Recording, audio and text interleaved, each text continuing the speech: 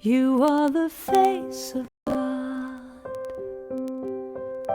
I hold you in my heart. You are a part of me. You are the face of God. You are the face of God. I hold you in my heart.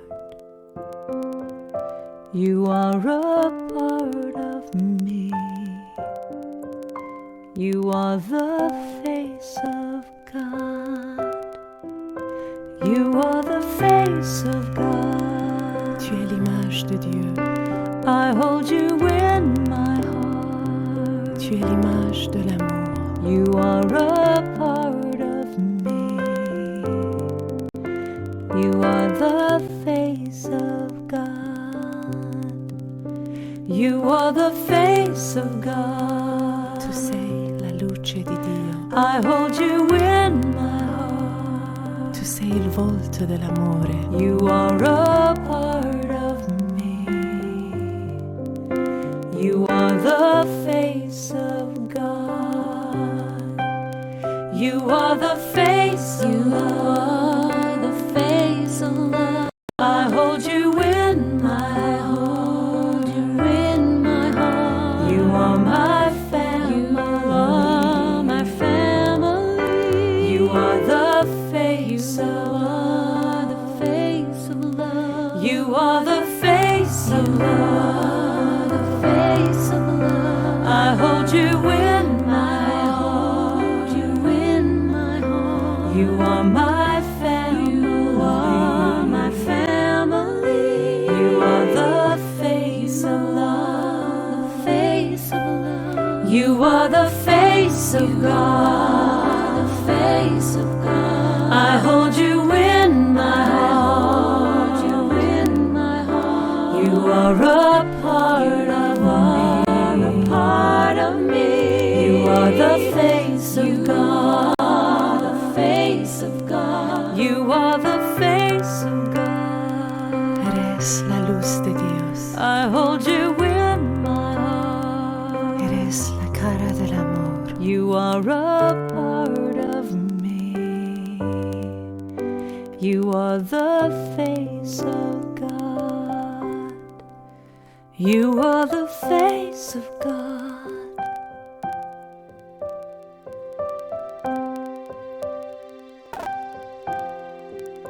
You are the face of God.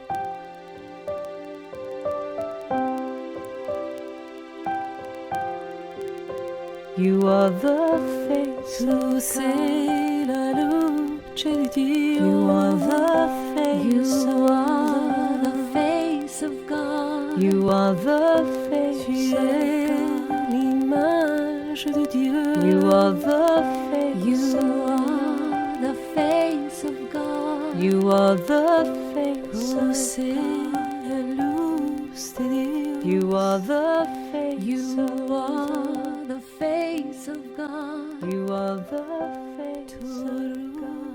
ruh e khudayi. You are the face You of are the face of God. You are the face of Eres la luz de Dios. You are the face of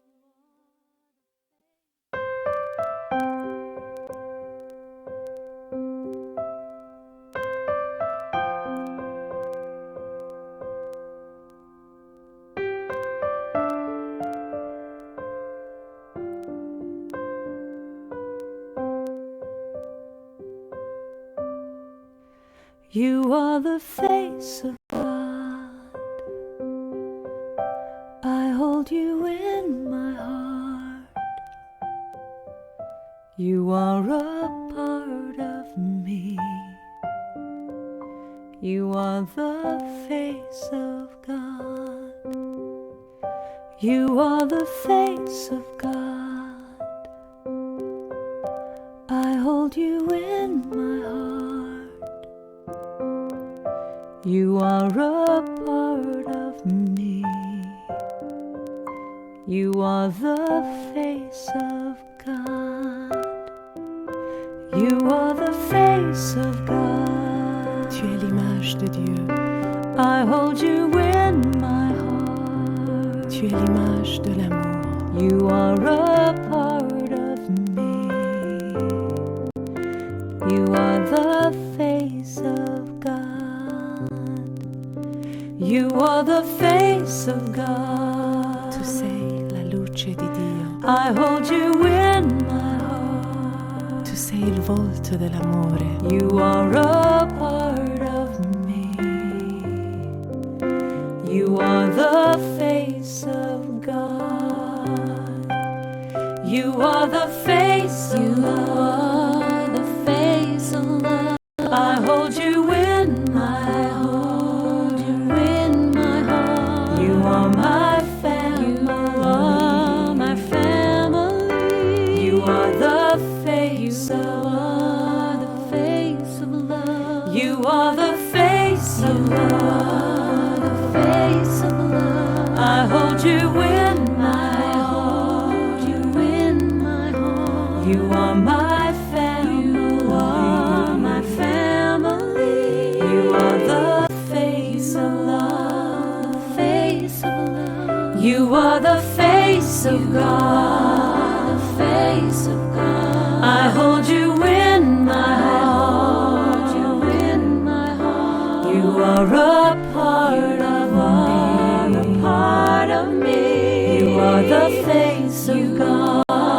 The face of God. You are the face of God. Eres la luz de Dios. I hold you in my heart. Eres la cara del amor. You are a part of me. You are the face of God. You are the face of God.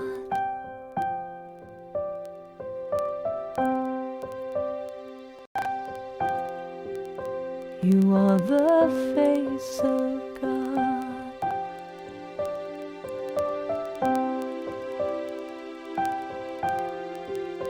You are the face Tu of God. sei la luce di Dio. You are the face You of are the God. face of God. You are the face Tu of es God. l'image de Dieu. You are the face You of God. are the face of God. You are the face Tu of sei God. la luz de Dios. You are the face You of God. are the face of God. You are the face Tu of God. روح خدایی. You are the face You of are the face of God. You are the face of Eres la luz de Dios. You are the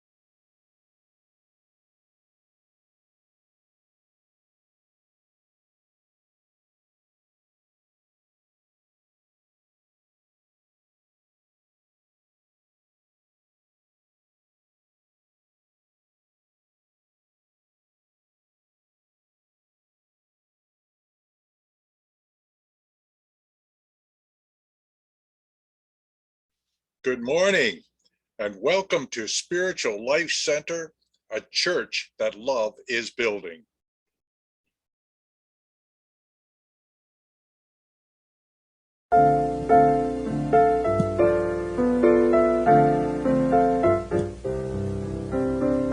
Surely the presence of the Lord is in this place. I can feel God's mighty power and God's grace. I can hear the brush of angels' wings. I see glory on each face. Surely the presence of the Lord is in this place.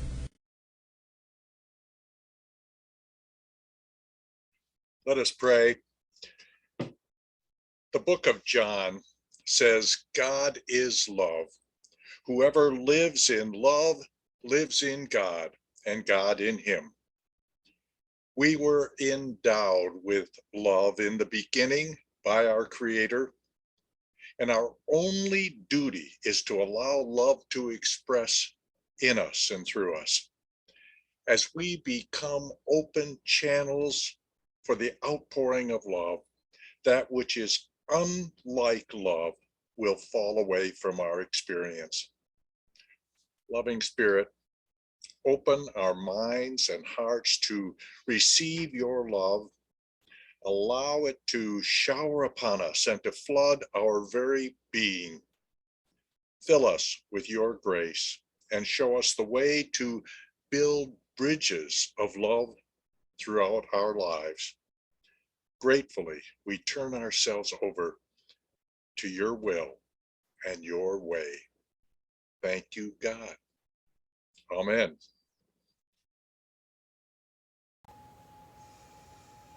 People who love people are the wisest people in the world.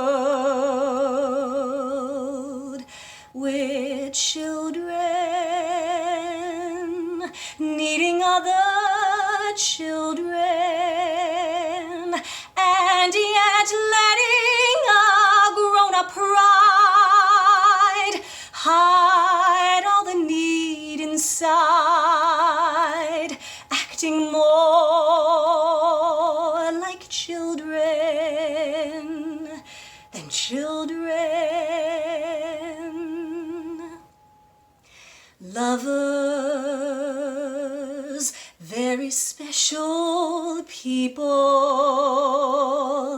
They're the wisest people in the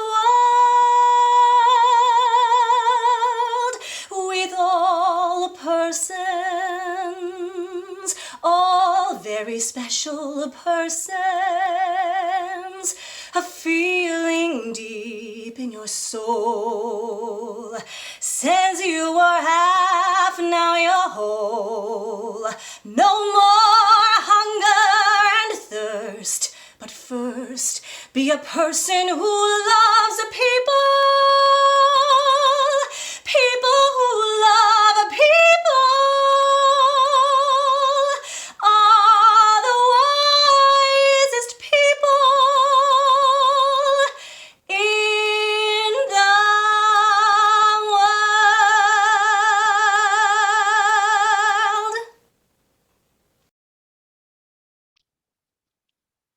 Loving Father, in the quiet of this moment, I pray that every person here, whatever the need, may know the all-sufficiency of the indwelling, living God. For the Lord is in his holy temple. Those who need guidance, direction, are now enfolded in the all-knowing mind that is God.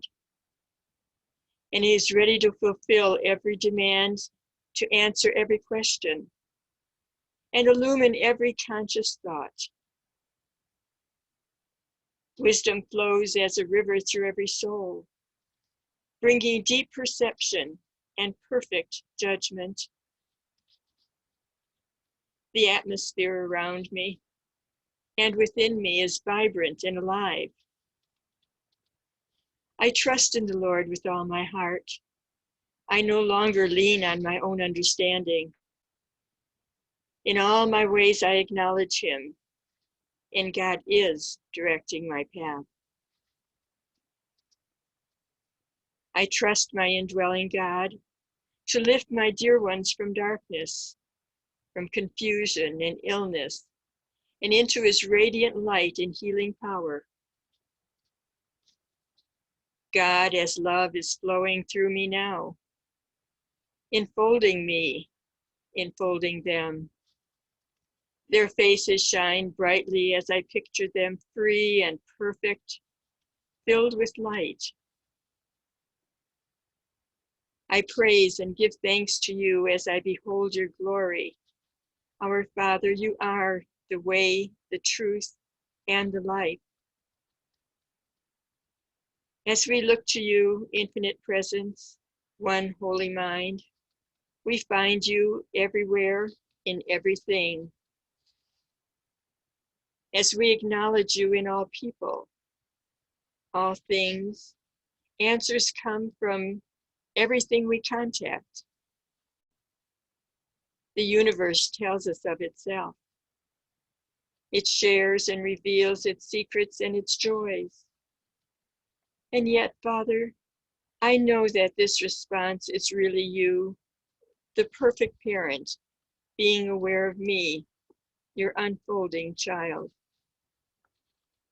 You have seen me from a long way off and have come to me to feed and nourish me, to sustain me, to bless and to enrich me, to fulfill every need, my highest dreams, my deepest desire.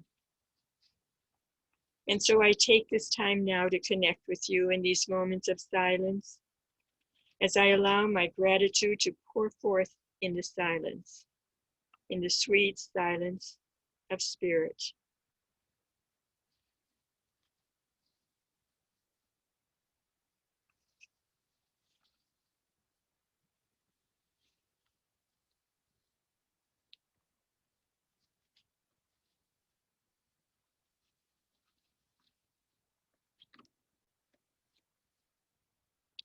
I bring my awareness back to this room, to the activities of this day. I'm a new person in you, bringing my light, the light that is mine alone to give to the world. We ask that our prayers go out to those who have special needs, that they may know your comfort and your healing ways, that our leaders know you by the wisdom and good judgment that flows easily, effortlessly through them as they govern from the heart and head. And that peace will prevail and a greater experience of your love will be felt in the world today.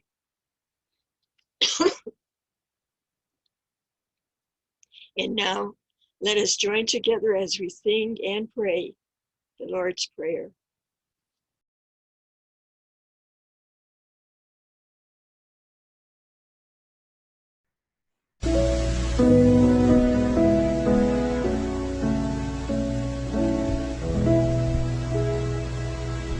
Our Father, which art in heaven, hallowed be thy name. Thy kingdom come, thy will be done on earth as it is in heaven.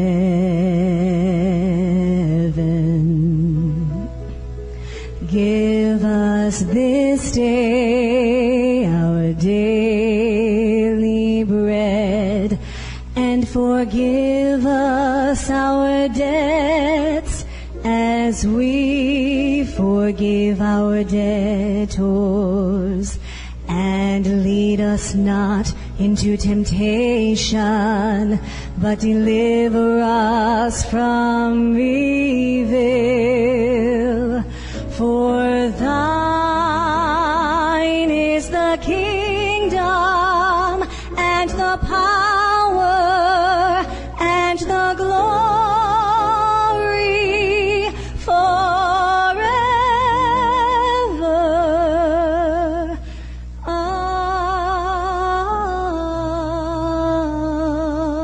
Amen.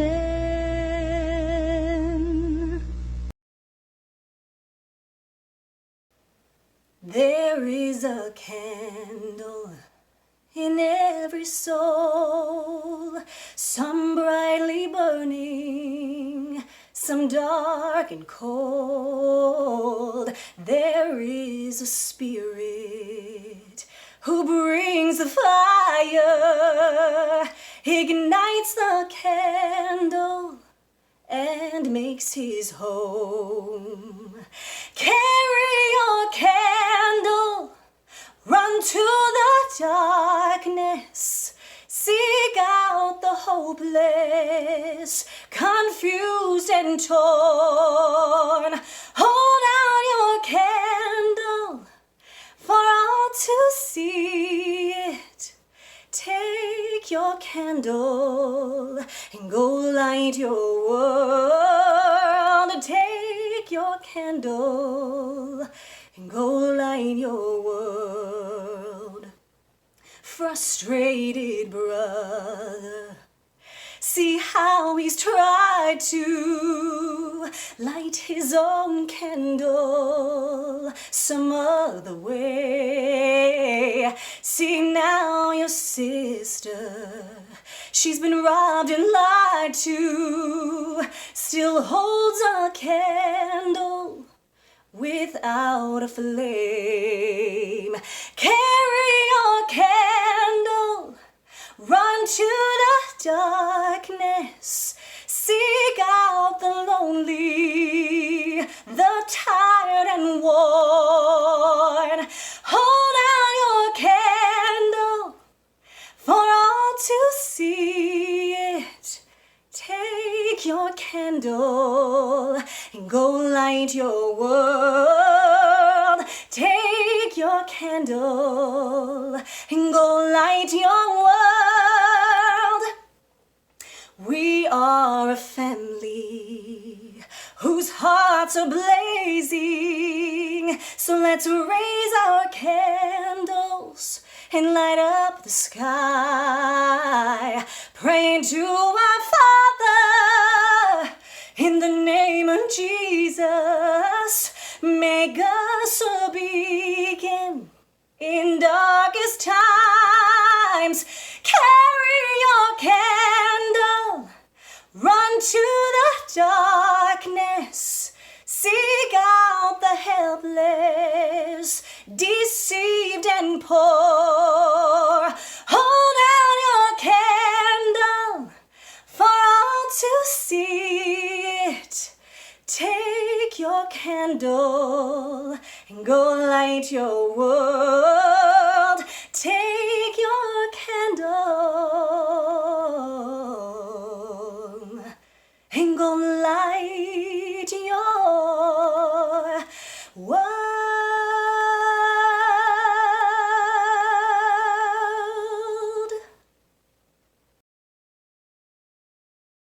Thank you, Nancy, for your beautiful singing and for that beautiful song, Carry Your Candle, Run to the Darkness.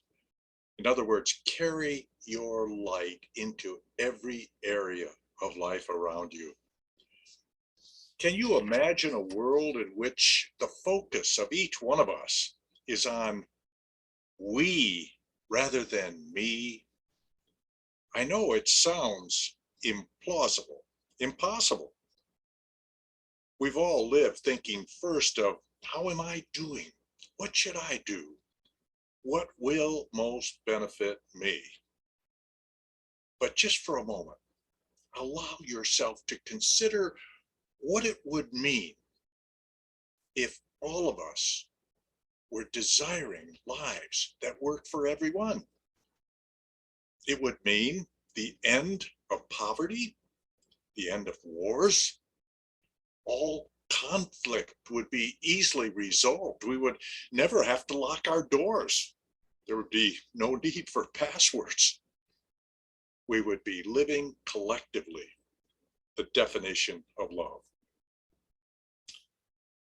Let's suspend for now consideration of whether it's possible for everyone to live this way, and instead ask, is it possible for me to live this way? That I might live focusing primarily not on me, but rather on we. And certainly the answer is yes, because every person is capable of changing their perspective, meaning every person can change their thinking. So what would this bring about if I were to do so? Well, first, by moving from me to we, I would be living in alignment with the principal teaching of Jesus. Do you realize how many times and in what varied ways Jesus spoke about love? We all know he responded to the question, what is the greatest commandment, by stating, you shall love God totally and absolutely and love your neighbor as yourself. And he tells us even to love our enemies. Later says, a new commandment I give to you, that you love one another, even as I have loved you. And if you want to really see the emphasis he places on love, look over the 4 powerful chapters of the Gospel of John, chapters 14 through 17, where he is quoted continually on how vital it is that our lives demonstrate loving. And even when he returned following his resurrection and spent time with his disciples, 3 times he asked Peter, do you love me? 3 times Peter answers affirmatively. When Jesus says, then feed my lambs, tend my sheep, feed my sheep. In other words, demonstrate this love to the world around you. And the disciples carried this on in 1 Corinthians. Eye has not seen, nor ear heard, nor the heart of man conceived what God has prepared for those who love God. And of course, in loving God, we can only do so as we love one another. A second benefit by moving from me to we is that we gain the blessings of love, because the nature of love is to expand, to multiply. So when we live a life of loving, we find ourselves experiencing joy, peace, compassion, kindness, gratitude, and all the other corollaries that comprise love. Some years ago, a new student arrived in a taxi at Union Seminary in New York. Noticing the white-haired man in shirt sleeves standing by the door of the dormitory, the student asked arrogantly, hey, mister, do you work here? When the man indicated affirmatively, yes.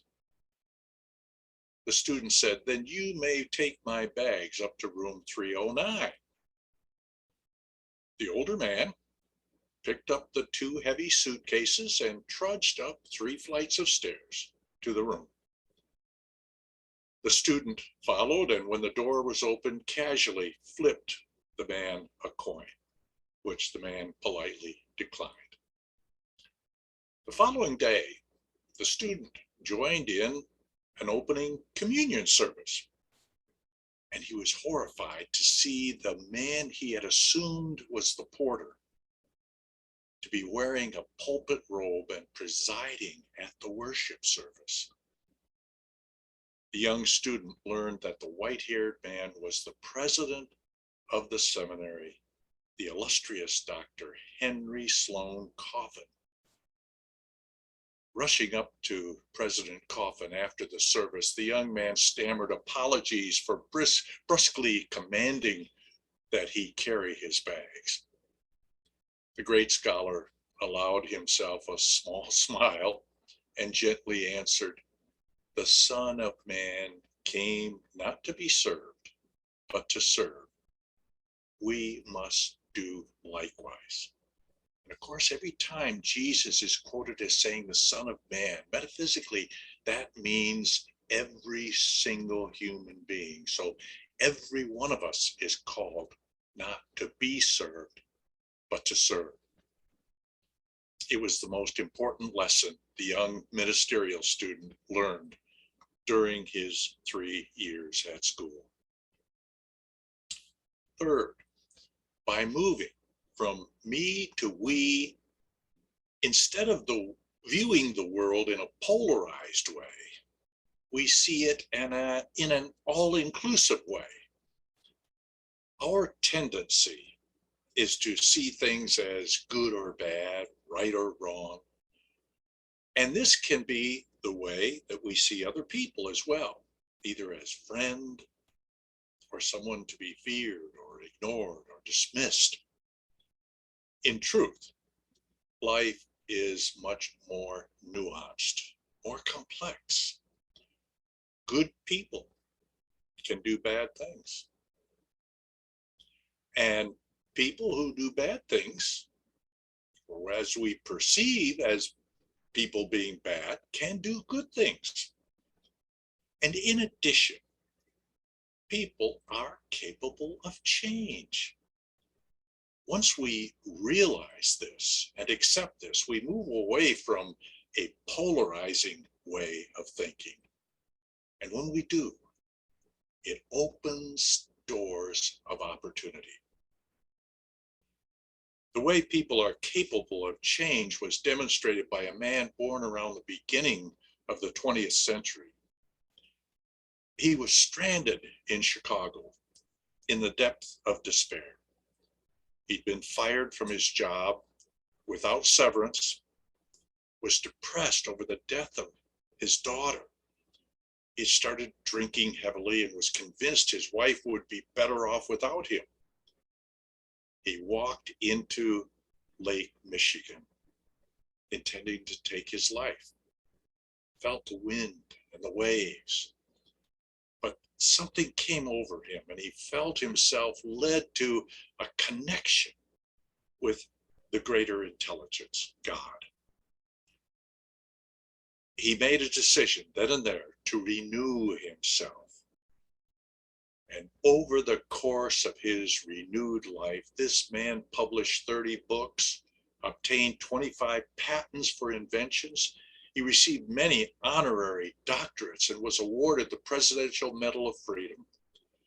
He was an early advocate of recycling resources and for transitioning to wind and sun to generate electrical energy. His best known invention was the geodesic dome. This man who became famous was Buckminster Fuller. Sound advice came from the philosopher Plotinus almost 2,000 years ago, who wrote, "Withdraw into yourself and look about. If you do not find yourself beautiful yet, act as does the artist who is creating a statue. He cuts away, he straightens, he makes this line less heavy and that one he purifies until a lovely image shines forth. So should you do. Cut away what is gross, straighten out what is crooked, lighten the overheavy, labor to bring forth one glow of loveliness." And the fourth benefit, by moving from a focus on me to we, each of us can live knowing that we are doing our part to deal with the disruptions impacting our world. There are so many disruptions around us these days. The pandemic, issues about guns, vast political differences, challenges to our democracy, immigration matters, conflicts with other countries, climate change. There is so much violence that clearly many persons in our country are enraged. And much of this appears the result of seeing those who have different views or practices as being the other, who cannot be trusted, who are threatening and evil. Where people think, why should we listen to those people? And if persons stop listening to one another, just chance for violence increases dramatically. So, how do we practice love in the midst of these very serious disruptions? And part of the answer lies in not allowing our differences to get in the way. Jesus did not necessarily agree with what the prostitutes or the tax collectors were doing, but it didn't stop him from having a meal with them. We don't have to agree with the beliefs or practices of others, nor do we need to spend a lot of time with them, but we can always share our personal warmth and friendliness. We can be helpful and supportive to people who disagree with us. While doing so, there is no reason to try to persuade them to accept our views or our ways of living. We can merely practice our loving ways. And at the same time, we can want the very best for them and lend them our support to bring this about. Samuel Honegger was an 11th century poet who was the prime minister to the king of Granada. One time he was insulted by an enemy of the king. The king was so angered that he ordered his prime minister to punish the offender by cutting his tongue out. Contrary to the king's mandate, Samuel treated the man with utmost kindness. When the king learned his order had not been carried out, he was astonished. Samuel was ready with a pleasant answer. He said, "I have carried out your order, Your Majesty. I have cut out his evil tongue and have given him instead a kindly tongue." In his book, Theory U, Otto Scharmer describes the three responses people take when confronted by disruptions. The first is what he calls muddling through, where everything proceeds the way it always has. They deny that it's happening, that there's no change.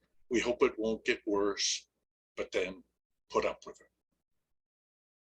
The second response he calls moving apart, where we recognize the system is broken, but we see the problem as them, not us.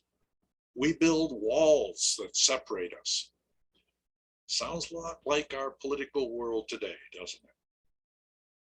The third response is called moving together, where the walls come down and a new spirit of collaboration and connection takes shape.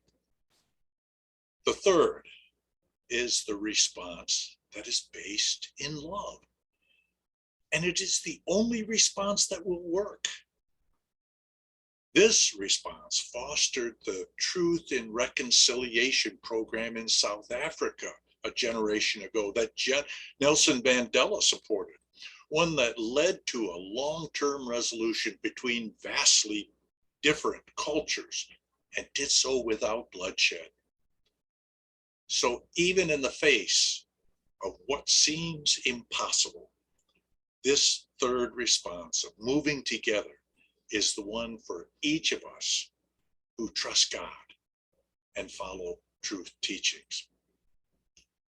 People have done so through the ages, and they have left an incredible message in their path. One such person was Benjamin Franklin. He was not always the wise and restrained man we now picture him as being. When he was young, he was often tactless, brash, rude. But to Franklin's credit, he learned the folly of his actions and set out to change them. One of Franklin's youthful faults was intolerance of the weaknesses and mistakes of others. He was often bluntly critical and would tell people to their face what was wrong with them. Naturally, he created many enemies.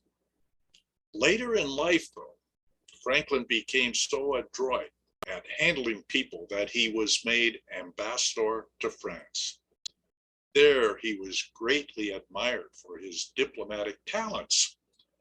Someone once asked Franklin the secret of his success in getting along with others.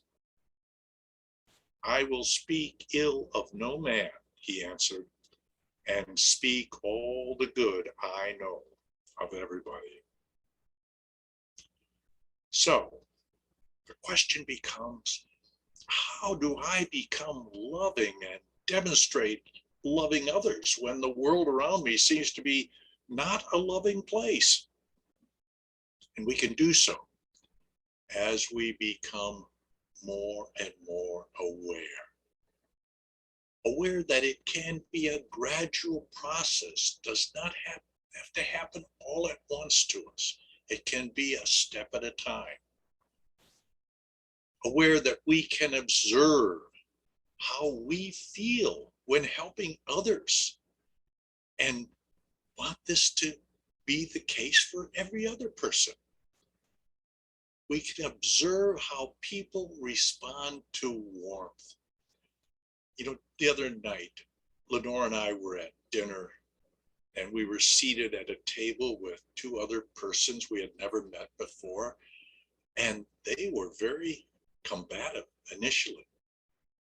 They obviously were ready to have a difficult discussion of any topic that arose. Lenore and I continually answered in a very easy way and just went on with our meal and asked about their lives. And gradually over time, they just eased up. And by the end of that meal, we all said, "Gosh, that was a wonderful time together. We look forward to the next time we can see one another." I can become aware that I have personally evolved. And this means it must be possible for others as well. If it's possible for others, it is possible for everyone. In addition, I can have the awareness of being able to separate the person from the behavior. The behavior may be terrible, but the person remains a good person.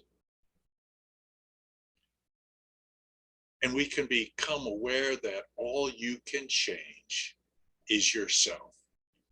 But sometimes that changes everything. And aware that it is so important to remember that you deserve your own love and affection. It has been said, to be kind is more important than to be right. What people need is not a brilliant mind that speaks, but a special heart that listens. This work we are talking about today involves an open heart and an open will. From this space of deep openness and surrender, we actively connect with our divine source and become midwives to the future that Spirit is seeking to birth. As we lean into this work, we find the opportunity to be an agent of transformation. Under the anger, under the fear, under the despair, under the brokenheartedness, there is a radiance that has never been harmed, that has never been lost. That is the truth of who you are. And that is the truth of every person.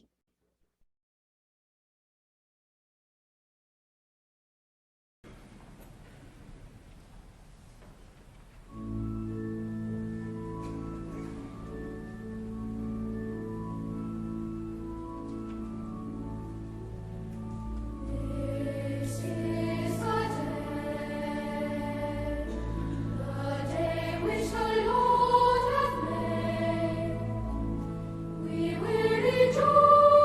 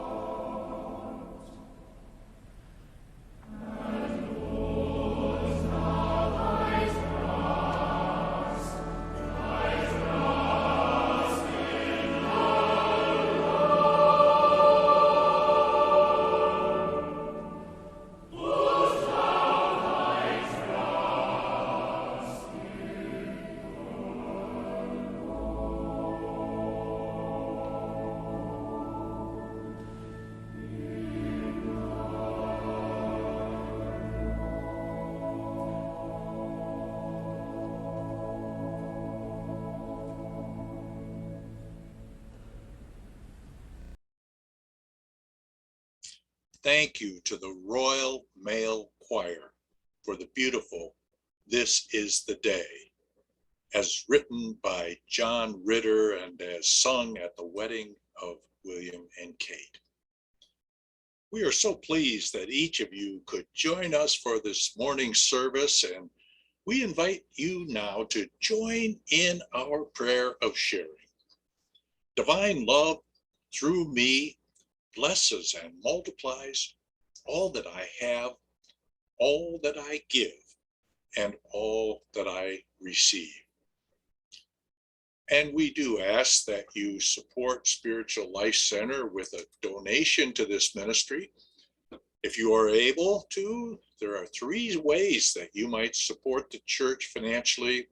The first is through online giving on our secure website, www.slc.com/give. That's www.slctroy.com/give. The second way is to mail a check to Spiritual Life Center, 41340 Fox Run Road, number 106, Novi, Michigan, 48377. And the third is to call my cell, 248-925-6214, with credit card information for a one-time charge. Well, we welcome anyone who is joining us for one of your first times and invite you to join our email list. We hope you will do so, and you can do so by visiting our website, www.slctroy.com, and in the upper right-hand corner, it states Join Email List. If you will just click on that, it will open the opportunity for you to insert your name and your email address, and this will put you on our mailing list so that you will receive our weekly email every Friday morning that will provide you with information about the activities of the church and also give you a link to the upcoming Sunday service and any upcoming classes as well. We would welcome your prayer requests, and you can send those to ronaldfscott@gmail.com or to my cell, 248-925-6214, and we will forward these on to our prayer team of more than 30 persons who will hold you in prayer, and you and your loved ones, and you would be amazed at the changes, the favorable outcomes that people are experiencing through this prayer ministry. In addition, we will forward the email to Silent Unity, where they are prayed over for 30 days at Unity Village. You may also at any time, 24/7, call Silent Unity and pray with one of their prayer chaplains one-on-one. And you can call that number 1-800-NOW-PRAY. In the weekly email that you received this past Friday, there is a section that alerts you to the annual meeting of the church that will be held following the Sunday service on February 27th. There are 2 attachments with that. One is the financial statement of Spiritual Life Center for 2021. The other has the agenda for the annual meeting. We hope you can look these over when you get a chance in preparation for the annual meeting. In next Sunday's message, Reverend Martha shines a light on how you can gain a whole new perspective on dealing with the fundamental issues of life. And she does so in a deeply moving way. You won't want to miss this. You are invited to our virtual coffee gathering immediately following this service. There's a link in your Friday email where you can connect with us all, and where we are all welcome to connect socially, catch up with one another's lives. And now, let us join together in our peace song and benediction. God bless.